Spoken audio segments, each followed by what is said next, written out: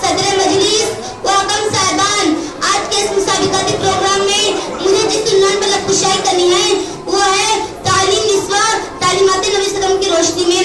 मोहतरम सामाईन इकराम, इल्म के लुग़वी माना शऊर अगर के हैं। हकीकत यह है कि इल्म वो दौलत है जिससे इंसान को शऊर पैदा होता है।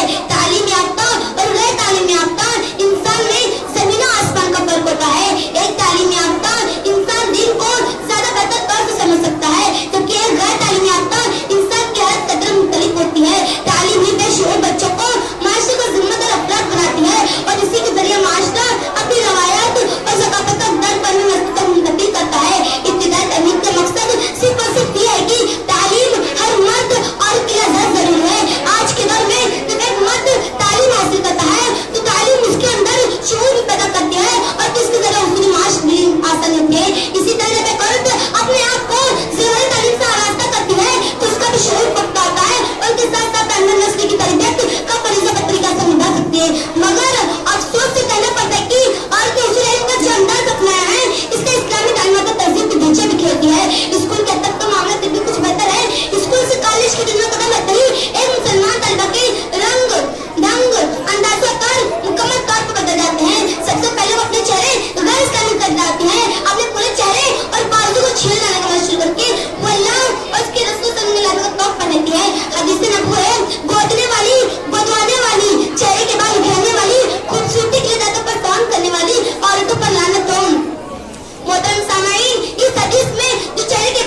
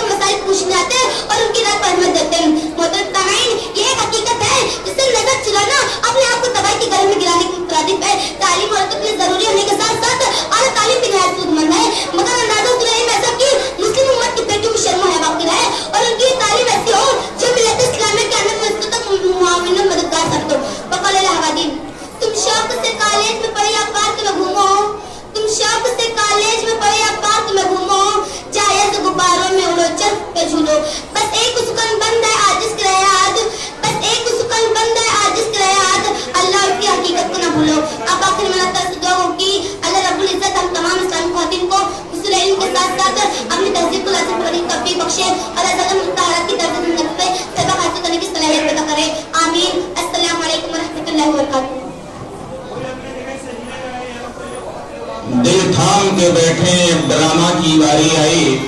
अब मैं ड्रामा पेश करने के लिए अल्तमश और उनके अहबाब को दावत दूंगा, आप आए और ड्रामा पेश करें।